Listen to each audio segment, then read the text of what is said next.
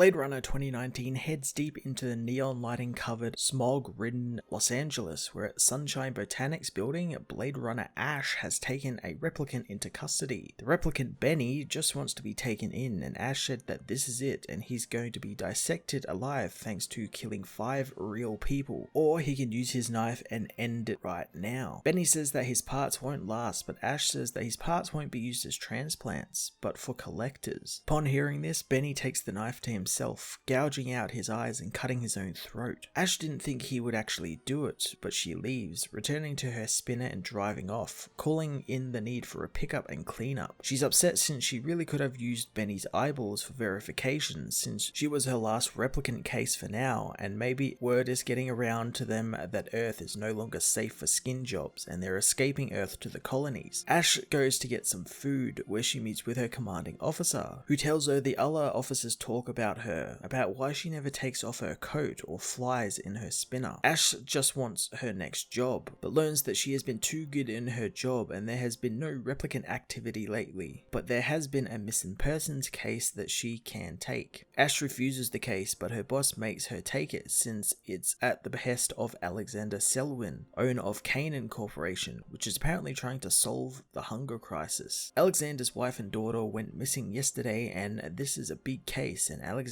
wants to meet with Ash in Santa Barbara. Her boss says that she's covered her for as long as she can, and she isn't just talking about the upgrades that she's had on herself, so Ash has to take the job. To make the meeting, Ash is forced to fly her spinner, heading out of the bustling city to Santa Barbara, which is now a large contingent of private islands for the rich and famous. Leaving her spinner, Ash holds back the puke upon smelling clean sea air as she reaches Selwyn's mansion. Heading inside, she is met by Alexander, who gives her a picture of his wife and daughter, saying his wife took their daughter to the birth of Lydia Tyrell, and she knows that they left after the party, but they never came home. He begins to cry, saying he's usually never one to give in to emotions, but here he is crying. Ash wonders if there had any reason to run from him, but Alexander says while every marriage has its challenges, his seemed minor and his wife would never kidnap their daughter. Ash suspects that their chauffeur might have done it, but Alexander says Arcady, the driver, has been a family friend for years and is actually his wife's bodyguard now. Ash wonders why he hasn't gone public with the kidnapping, and he says it's thanks to his enemies, and he doesn't need to give them ammunition to use against him, and he needs Ash to find his daughter desperately, since she truly is exceptional and he needs her back. With her leads, Ash heads into the city after looking over the house, finding nothing of note. She stops at the Tyrell family home to ask them, but again nothing new was learned, only that Mrs. Selwyn hardly ventured into the city. Ash does learn that Selwyn was a model at one point, but the leads on that quickly dry up. Ash knows that if she finds the car, she'll find them, so she tries to track it down through the streets, learning there is fresh spinner parts on the black market now. Tracking the spinner parts, she learns of a crash near some old viaducts, so going to the trash-filled river, she finds the spinner, along with the dead bodyguard inside. Suddenly Ash cries out in pain thanks to an old wound of hers flaring up and has to call in her spinner to pick her up. Hours before, Mrs. Selwyn and her daughter rush through the streets, knowing if they are 1 second late, the doors will close on them forever. Ash manages to get back to her apartment, where she removes her coat and clothes, revealing her cybernetic enhancements that she is currently in debt to,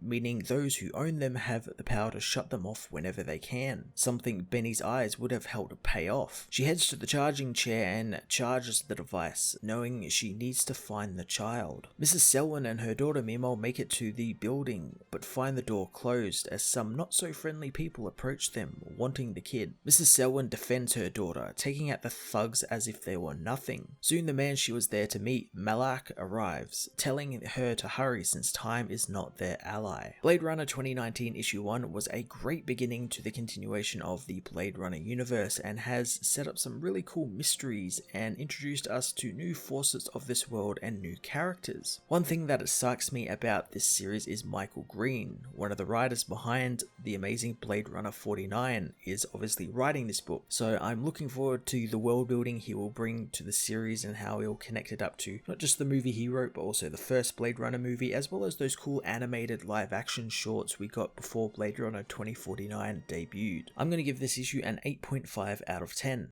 Hey everyone, thanks for watching my newest video. If you enjoyed it, you might also like to check out my other reviews here on my channel. You can also follow me on various social media platforms like Twitter by searching Matt_FOS, or even join the Comic Multiverse Discord server and chat with other comic book fans, including myself and Joel from Cape Joel. Want cheap comics and trades? Head over to the book depository with the link in the description to get the cheapest trades and comics around, along with free shipping anywhere in the world. Until next time, this has been Matt of the Fortress of Solitude. Thank you so much for watching.